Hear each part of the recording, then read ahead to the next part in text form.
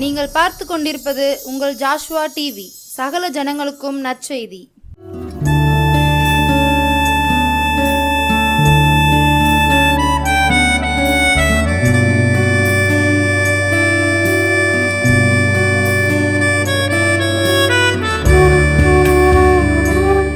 கர்த்தராகிய இயேசு கிறிஸ்துவின் நாமத்தினாலும் ஜாஸ்வா டிவி மூலமாக மறுபடியுமாய் இந்த இரவு வேளையில் உங்கள் வீடுகளில் வந்து கர்த்தருடைய வார்த்தையை சொல்வதிலே நான் மிக்க மகிழ்ச்சி அடைகிறேன். இந்த நாளிலும் கூட வாழ்க்கையில் நிறைய நேரங்களில் உபத்திரவங்கள், குழப்பங்கள் ஏதேதோ நடக்கலாம். அந்த சூழ்நிலையிலெல்லாம் ஊக்கமாக ஜெபிக்க வேண்டும், உற்சாகமாக ஜெபிக்க வேண்டும், கர்த்தரிடத்தில் வேண்டுதல் செய்ய வேண்டும். அப்படி வேண்டுதல் செய்யும் பொழுது என்ன நடக்கும், நாம் என்ன செய்ய வேண்டும், இதைத்தான் நாம் இன்றைக்கு பார்க்க போகிறோம்.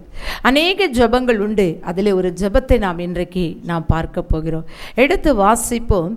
யாக்கோபு 5ஆம் அதிகாரம் 16ஆம் வசனத்தின் பின்பகுதி. நீதிமான் செய்யும் ஒருவருக்கா ஒருவர் ஜெபம் பண்ணுங்கள், பின்பகுதி. நீதிமான் செய்யும் ஊக்கமான வேண்டுதல் மிகவும் பலனுள்ளதா இருக்கிறது. ஆமென். நீதிமான் செய்யும் ஊக்கமான வேண்டுதல் மிகவும் பலனுள்ளதா இருக்கிறது. நீதிமான் யார்? ஏற்கனவே நம்ம அடிக்கடி சொல்லுவோம். நீதிமான் என்றால் இயேசு கிறிஸ்துவின் இரத்தத்தினால் கழுவப்பட்ட ஒவ்வொருவரும் நீதிமான்கள். இந்த நீதிமான் செய்கிற வேண்டுதல்கள், ஜெபங்கள் எல்லாமே, ஊக்கமாய் செய்கிற இந்த வேண்டுதல்கள் எல்லாமே மிகுந்த பலனுள்ளதா இருக்குமா. அப்போ நான் ஜெபிக்கிறேன், ஒவ்வொரு நாள் வேண்டுதல் செய்கிறேன், நான் ஊக்கமாக தாங்க ஜெபிக்கிறேன், உற்சாகமாக ஜெபிக்கிறேன். ஒரு நாள் நான் சோர்ந்து உட்கார்ந்து ஜெபிக்கல, முழங்காலில் நின்று அப்படி ஒரு துதிபலிகளை நான் ஏறெடுக்கிறேன். நீதிமான் செய்யும் ஊக்கமான வேண்டுதல் போல தான் நான் தேவனை நோக்கி வேண்டுகிறேன். எனக்கு என்ன நடக்குது? அதனால தாங்க நீங்கள் மிகுந்த பலனுள்ளவங்களாக இருக்கீங்க. என்ன வந்தாலும், என்னதான் நடந்தாலும் மிகுந்த பலன் எதுக்கு தெரியுமா? எப்படி தெரியுமா வந்துச்சு? நீங்கள் செய்கிற அந்த ஊக்கமான வேண்டுதலினால்தான்.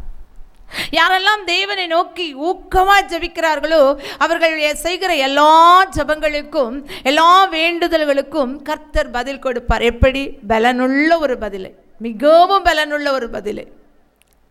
எலியா, அவரை குறித்து அடுத்ததாக நாம் பார்க்கிறோம். அதை யாக்கோபு 5ஆம் அதிகாரம் 17ஆம் வசனத்தை வாசிப்போம். எலியா என்பவன் நம்மை போல பாடுள்ள மனுஷனாய் இருந்தும் மழை பெய்யாதபடிக்கு கருத்தாய் ஜெபம் பண்ணினான். அப்பொழுது 3 வருஷமும் 6 மாதமும் பூமியின் மேல் மழை பெய்யவில்லை. ஆமேன். இந்த எலியா எப்படிப்பட்ட மனுஷனா? நம்மை போல. நமக்கு ஒரு குடும்பம் இருக்குது, தேவைகள் இருக்கிறது, குடும்பத்தை நடத்துவதற்கு பணம் தேவை, குடும்பத்தை நடத்துவதற்கு ஞானம் தேவை, குடும்பத்தை நடத்துவதற்கு புத்தி தேவை. எல்லாவற்றுக்கும் மேலா இயேசு நம்மோடு இருந்ததுதான் நம்ம குடும்பத்தை நம்ம நடத்த முடியும். பலன் வேணும், சம்பாதிக்க பலன் வேணும், தைரியம் வேணும், இந்த உலகத்தில் வாழ்வதற்கு நமக்கு மேலான ஒரு ஞானம் வேணும். இதெல்லாம் இல்லைன்னு வச்சுக்கோங்களேன், நம்ம குடும்பத்தை நடத்த முடியாது. அவன் பாடுள்ள மனுஷன்தான். இந்த குடும்பத்தால் பாடுபட்டு பா என்னை போல பாடு யாருக்கு வரக்கூடாதுன்னு சொல்கிறோம். நான் எப்படி ஜெபிக்க, என்ன வேண்டுதல் செய்ய? ஆனால் என் பாட பார்த்தாலே பெருசாக இருக்குது. நிறைய பெண்கள் சொல்லுவாங்க, காலையில் எழுந்ததுலேருந்து இரவு படுக்கும் வரைக்கும் எனக்கு வேலை தான்ப்பா, ஒரு வேலை மாற்றி ஒரு வேலை நான் செஞ்சுக்கிட்டே தான் இருக்கேன். நான் எங்கே ஜெபம் பண்ணேன், நான் எங்கே ஆண்டவரை நோக்கி பார்க்க? நான் சொல்லுவேன், அது சாக்கு போக்கு, அது சாக்கு போக்கு. எல்லா பெண்களுக்கும் நேரம் கிடைக்கும். நான் சொல்கிறேன், நிறைய பெண்கள் என்னென்ன தவறெல்லாம் செய்கிறாங்கன்னு தெரியுமா? நமக்கு நேரம் இருக்கும், ஆனால் அந்த நேரம் கிடைக்கிற நேரத்தில் நம்ம செல்ஃபோன் எடுத்து யார்கிட்டையாவது கொஞ்சம் நேரம் நம்ம மனம் திறந்து பேசுவோம். ஆனால் தேவ சமூகத்தில் ஊக்கமாக ஜெபிக்க நமக்கு என்ன இல்லை? நேரம் இல்லை. கேட்டால், ஐயோ எனக்கெல்லாம் நேரம் இல்லைப்பா, பைபிள் வாசிக்க நேரம் இல்லை, ஜெபிக்க நேரம் இல்லை, ஆனால் சீரியல் பார்க்க எனக்கு நேரம் இருக்குது, இந்த உலகத்தை பார்க்க எனக்கு நேரம் இருக்குது, பக்கத்து வீட்டு அக்காவோட பேச எனக்கு நேரம் இருக்குது, அண்டை வீட்டார்களோடு அரட்டை அடிக்க எனக்கு நேரம் இருக்குது. ஆனால் நான் ஜெபம் செய்ய, வேண்டுதல் செய்ய எனக்கு நேரமே இல்லை. எந்த குடும்பத்தில் சகோதரிமார் ஜெபிக்கிறீர்களோ அந்த குடும்பத்தில் எப்பேற்பட்ட பிரச்சனை வந்தாலும் பலனுள்ள தேவன் நமக்கு பலனாய் இருந்து மிகுந்த பலனை நமக்கு கொடுப்பார். ஹல்லேலூயா. ஊக்கமாய் ஜெபிக்க வேண்டும், உற்சாகமாய் ஜெபிக்க வேண்டும். எலியா பாடுள்ள மனிதன் தான். வாழ்க்கையில் அவன் பட்ட பாடுகளுக்கு அளவே கிடையாது. பாகால் தீர்க்கதரிசிகளுக்கு முன்பாய் கர்த்தர் தெய்வம் என்று சொல்லி உறுதிப்படுத்தி வானத்திலிருந்து அக்கினியை இறக்கினவன் அதே மனுஷன். எசபேல் எல்லாரையும் வெட்ட சொல்லிவிட்டால் இஸ்ரவேலின் தீர்க்கதரிசிகள் என்று சொன்ன போது பயந்து நடுங்கி அவன் ஒளிந்து கொண்டான், தன்னை ஒளித்து கொண்டான். போதும் கர்த்தாவே, என் ஆத்துமாவை எடுத்துக்கொள்ளும். இப்படிப்பட்ட பாடுள்ள ஒரு மனிதன் தான் கருத்தாய் ஜெபித்தாரா. எப்படி ஜெபித்தார்? இந்த பூமியில், இந்த தேசத்தில் 3 வருஷம் மழை பெய்யக்கூடாது. கருத்தாய் ஜெபித்தாரா. நீதிமான் செய்யும் ஊக்கமான வேண்டுதல் அவனுக்கு மிகுந்த பலனுள்ளதாக இருக்கிறது போல கருத்தாய் ஜெபிக்கணும். சும்மா எல்லாரும் ஜெபிக்க சில பேர் ஜெபிக்க சொன்னீங்கன்னு வச்சுக்கோங்களேன், நீங்கள் உங்கள் வீட்டில் உங்கள் பிள்ளைகள் படிப்புக்காக ஜெபிக்க சொல்லுவீங்க. ஆனால் அவங்க என்ன செய்வாங்க தெரியுமா? ஜெபிக்கிறவங்க என்ன பண்ணுவாங்கன்னா, எங்கெங்கேயோ ஜெபித்து ஆஸ்பத்திரியில் இத்தனை பேர் படுத்திருக்காங்கப்பா, அங்கே இத்தனை பேர் இருக்கிறாங்கப்பா, நான் அந்த தேசத்துக்காக ஜெபிக்கிறேன்ப்பா, அமெரிக்க தேசத்துக்காக, இந்திய தேசத்துக்காக என்று சொல்லி தேசமாக ஜெபித்து கருத்தில்லாத ஒரு ஜெபத்தை செய்வார்கள். ஆனால் ஆண்டவர் சொல்கிறார், கருத்தாய் ஜெபிக்கிற ஜெபம். இந்த மழையை நிறுத்தணும் ஆண்டவரே, அதுதான் அவனுடைய ஜெபம். அதை தீர்மானமாய் ஜெபித்தான், கருத்தாய் ஜெபித்தான். ஆண்டவரே, இந்த வார்த்தையை சொல்லி ஆண்டவரிடத்தில் சொல்லி ஜெபிக்க வேண்டும், இதை சொல்ல வேண்டும் என்று சொல்லி கருத்தாய் ஜெபித்தான். அவருடைய ஜெபத்தை கர்த்தர் கேட்டு, ஒரு மனுஷனுடைய ஜெபம் தானேங்க, நம்மை போல ஒரு பாடுள்ள மனுஷன் சொல்லியாச்சு. அப்போ நம்ம ஜெபத்தை ஆண்டவர் கேட்பாரா, கேட்க மாட்டாரா? நிச்சயமாய் கேட்பார். நீங்கள் ஜெபிக்கிற ஜெபத்தை கேட்கிற ஒரு நல்ல தேவனை நாம் ஆராதிக்கிறோம். தம்மை நோக்கி கூப்பிடுகிற யாவருக்கும், உண்மையாய் தம்மை நோக்கி கூப்பிடுகிற யாவருக்கும் கர்த்தர் சமீபமாய் இருக்கிறார். கூப்பிடுகிற யாவருக்கும் கர்த்தர் பதில் கொடுக்கிற தேவன். அந்த தேவன் நம்ம கருத்தாய் ஜெபிக்கும் பொழுது, என் பிள்ளை கருத்தாய் ஜெபிக்கிறது, இந்த ஜெபத்திற்கு நான் பதில் கொடுக்க வேண்டும் என்று சொல்லி நம் அருகில் வந்து நிற்பார். 18வது வசனத்தை வாசிப்போம். மறுபடியும் ஜெபம் பண்ணினான். அப்பொழுது வானம் மழையை பொழிந்தது, பூமி தன் பலனை தந்தது. ஆமென், ஹல்லேலூயா.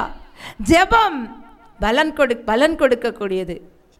நீதிமான் செய்யும் ஊக்கமான வேண்டுதல் அவனுக்கு மிகுந்த பலனுள்ளதாக இருக்கிறது. இங்கே தேசத்தில் பஞ்சம் வந்துட்டு 3 வருஷம் மழையே பார்க்கல. எலியா ஜெபித்ததுனால மழை கட்டப்பட்டது. வானத்தின் மேகங்கள் எல்லாம் தண்ணீரை பொழியாதபடி கட்டப்பட்டிருந்தது. மறுபடியும் ஜெபம் பண்ணினானா. எந்த அளவுக்கு அவன் கருத்தா ஜெபித்திருக்கிறான் பாருங்க, எந்த அளவுக்கு அவன் தேவனுக்கு கீழ்ப்படிந்திருந்திருக்கிறான் பாருங்க, எந்த அளவுக்கு தேவனுடைய வல்லமையை பெற்றவனாய் இருந்திருக்கிறான் பாருங்க. அவன் ஜெபிக்கிறான், மழை பெய்தது, பூமி தன் பலனை கொடுத்ததாம். ஜெபிக்கிற ஜெபத்தின் நிமித்தம் பலன் உண்டாகும்.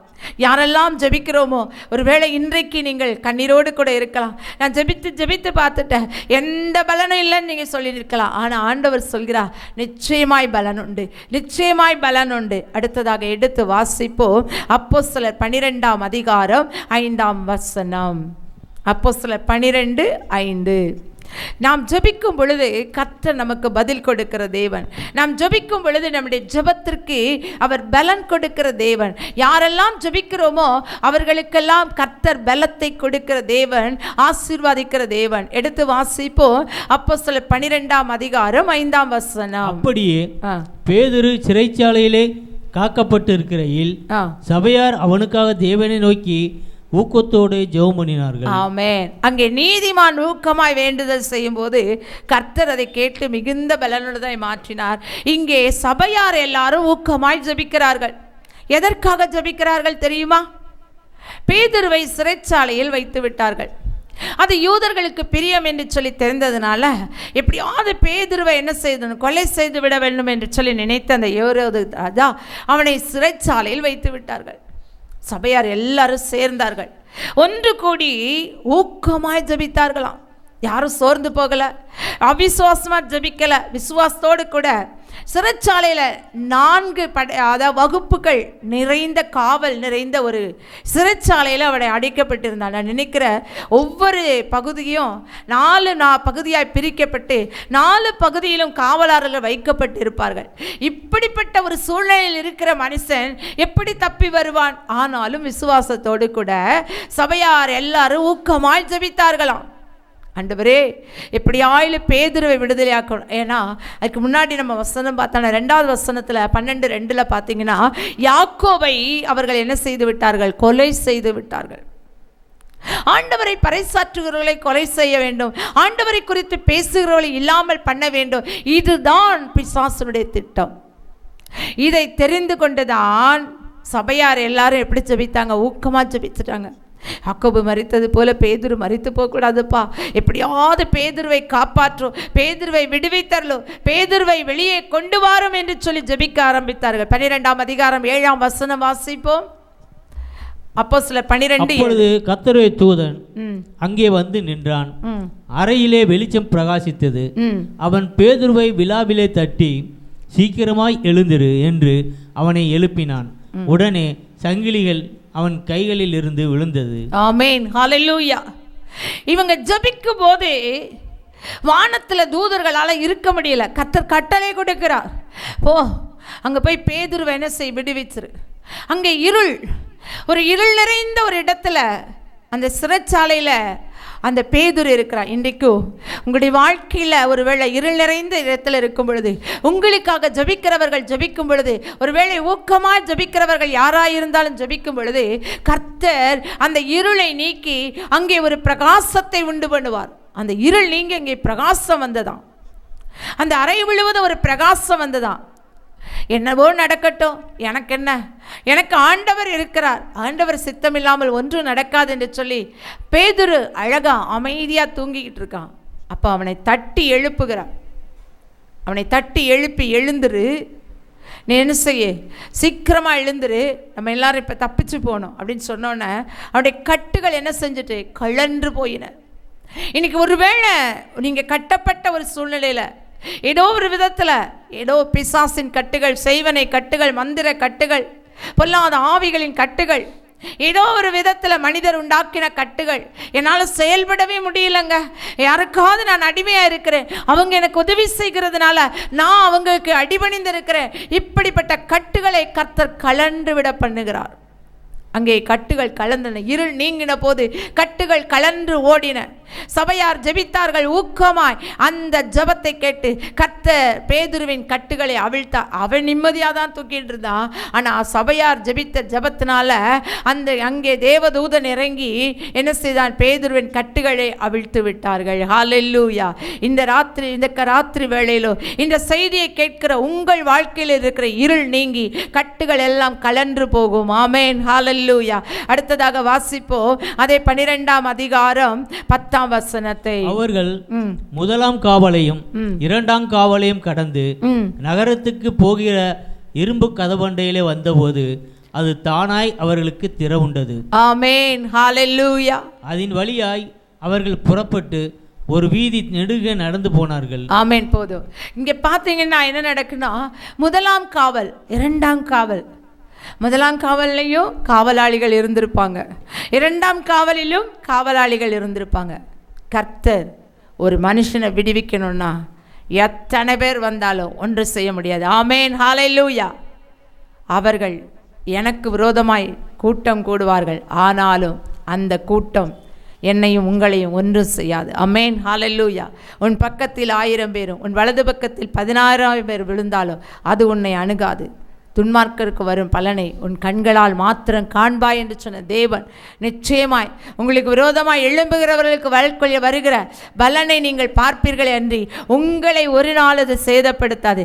என்னென்று சொன்னால் சபையார் எல்லாரும் ஊக்கமாய் பேதுருவின் விடுதலைக்காய் ஜெபித்து கொண்டிருந்தார்கள். அந்த ஜெபத்தை கேட்ட ஆண்டவர் அவனுக்கு அங்கே வாசல்ல வர்றாங்க. அது பயங்கரமான ஒரு இரும்பு கதவு, அது தானாய் திறக்கிறது. சிறைச்சாலையில் உள்ள கதவுகளை நாம் பார்த்திருப்போமான தெரியும், அது எவ்வளவு ஸ்ட்ராங்கா, எவ்வளவு பலமுள்ளதா இருக்கும்.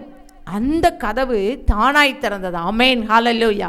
இன்றைக்கு ஒரு சிறைச்சாலையின் அனுபவத்தோடு கூட என் வாழ்க்கையில் என்னை விடுவிக்க ஒருவரும் இல்லை, என் வாழ்க்கையில் நான் விடுதலையை பார்க்க முடியாது, என் வாசல்கள் எல்லாம் அடைக்கப்பட்டு இருக்கிறது, எனக்கு திறவுண்ட வாசல் இல்லவே இல்லை என்று சொல்வீர்கள். ஆனால் அன்றைக்கு சபையார் ஜெபித்த போது, அவர்கள் ஊக்கமாய் ஜெபித்த போது பேதுருவுக்கு வாசல்கள் திறந்தது போல உங்களுக்கும் ஜெபிக்கிற ஜனங்கள் இருப்பார்கள். ஆனால் அவர்கள் ஜெபிக்கிற ஜெபத்தினால, ஒருவேளை நீங்கள் குடும்பமாய் ஊக்கமாய் ஜெபிக்கிற அந்த ஜெபத்தினால உங்களுக்கான கதவுகள் திறக்கப்படும். ஆமென், ஹல்லேலூயா. ஊக்கமான ஜெபம், நம்முடைய வேண்டுதல் மிகுந்த பலனுள்ளதாய் மாறும். ஆமென், ஹல்லேலூயா. இன்று ஒரு காரியத்தை நாம் பார்க்க போகிறோம். லூக்கா எழுதின சுவிசேஷம் 22ஆம் அதிகாரம் 44ஆம் வசனம். அவர் மிகவும் வியாகுலப்பட்டு அதிக ஊக்கத்தோடு ஜெபம் பண்ணினார். ஆமென். அவருடைய வேர்வை இரத்தத்தின் பெருந்துளிகளாய் தரையிலே விழுந்தது. ஹல்லேலூயா. அவர் வியாகுலப்பட்டு மிகுந்த ஊக்கத்தோடு என்ன செய்தார்? ஜெபம் பண்ணினார். வேதனையோடு கூட. அவர் எந்த குற்றமும் செய்யலை, எந்த பாவமும் செய்யலை, அவரிடத்துல எந்த அக்கிரமும் இல்லை. ஆனால் நம்முடைய பாவங்களுக்காய், நம்முடைய வேதனைகளுக்காய், நம்முடைய மீறுதல்களுக்காய், நம்முடைய குற்றங்களுக்காய் அவர் தன்னை தாமே சிலுவையிலே அர்ப்பணித்தார். அப்போ எப்படி ஜபிக்கிறார்னா ஊக்கமாய் ஜபிக்கிறார், மிகுந்த ஊக்கத்தோடு. ஏன் அந்த ஊக்கத்தோடு அவர் ஜபிக்கணும்? எதுக்காக அவர் ஜபித்தார் அப்படின்னு பார்த்தீங்கன்னா 42வது வசனத்தை வாசிப்போம். 42 அதே அதிகாரம். பிதாவே, உமக்கு சித்தமானால் இந்த பாத்திரம் என்னை விட்டு நீங்கும்படி செய்யும். ஆயினும் என்னுடைய சித்தத்தின்படி அல்ல, உம்முடைய சித்தத்தின்படியே ஆக கடவது என்று ஜெபம் பண்ணினார். அவர் என்ன ஊக்கமாக ஜெபித்தாருன்னா பிதாவின் சித்தம் நிறைவேற ஜெபித்தார். இன்னைக்கு உங்களுடைய வாழ்க்கையில, என்னுடைய வாழ்க்கையிலோ எதற்காக ஜெபிக்க வேண்டும்? ஊக்கமாய் ஆண்டுடைய சித்தம் நிறைவேறணும். வசனம் சொல்கிறது அவருடைய சித்தத்தின்படியெல்லாம் அவர் செய்வாராம். அவருடைய சித்தம் என்னவோ அதன்படியெல்லாம் செய்கிற ஒரு நல்ல தேவனை நாம் ஆராதிக்கிறோம். ஆமென், ஹல்லேலூயா. உங்கள் வாழ்க்கையில் தேவ சித்தம் மாத்திரம்தான் நிறைவேறும். இன்னைக்கு உங்கள் மேலே என்ன திட்டம் வைத்து உங்கள் தாயின் கருவிலை உங்களை பேர் சொல்லி அழைத்தாரோ அந்த திட்டம் நிறைவேறுமே அன்றி வேறொன்று உங்கள் வாழ்க்கையில் என்ன செய்யாது? சம்பவிக்கவே சம்பவிக்காது. இன்றைக்கு நடக்கிற காரியங்கள் உங்களுக்கு எதிராக இருக்கலாம், எதிர்மறையாக இருக்கலாம். ஐயோ, நான் இப்படி நடக்கும் என்று நினைக்கவே இல்லை என்று சொல்லலாம். எல்லாம் நன்மையாக மாறும். ஆண்டவர் ஒருவேளை நினைத்திருந்தால் நம்முடைய பாவங்களுக்காய், நம்முடைய அக்கிரமங்களுக்காய் பிதாவின் குமாரனாகிய இயேசு சிலுவையில் அறைய தன்னை ஒப்பு கொடுத்திருக்காமல் இருக்கலாம். ஆனாலும் பிதாவின் சித்தம் நான் சிலுவையில் அறையப்பட வேண்டும். அதற்காக அவர் ஊக்கத்தோடே ஜெபித்தார், வியாகுலப்பட்டார், வேதனைப்பட்டார், கண்ணீர் சிந்தினார். அவர் ரத்தமெல்லாம் வேர்வையாய் வெளியே வந்தது. ஆனாலும் ஊக்கத்தோடு ஜெபித்தார். எதற்கு தெரியுமா? பிதாவின் சித்தம் செய்வதற்காய். ஆண்டவரே, இந்த பாத்திரம் என்னை விட்டு நீங்க கூடுமானால் நீங்கட்டும், மரணம் எனக்கு வரணும்னா வரட்டும், ஆனாலும் என்னுடைய சித்தத்தின்படி அல்ல, என்னுடைய ஜபத்தின்படி அல்ல, என்னுடைய வேண்டுதலின்படி அல்ல, என்னுடைய விருப்பத்தின்படி அல்ல, உம்முடைய சித்தமானால் எனக்கு மரணம் வரட்டும், உமக்கு சித்தமானால் எனக்கு மரணம் வரட்டும். இந்த பாத்திரத்தை, என் ஜீவனை, என் ஆவியை உங்கள் கையில் ஒப்பு கொடுக்குறேன்ப்பா. எனக்கு வேறு வழி தெரியல, எனக்கு வேறு வழி தெரியல. நம்முடைய ஆண்டவர் அவருடைய சித்தத்தை, பிதாவின் சித்தத்தை நிறைவேற்றினவராக இருந்தார். அதற்காக ஊக்கமாய் ஜெபித்தார்.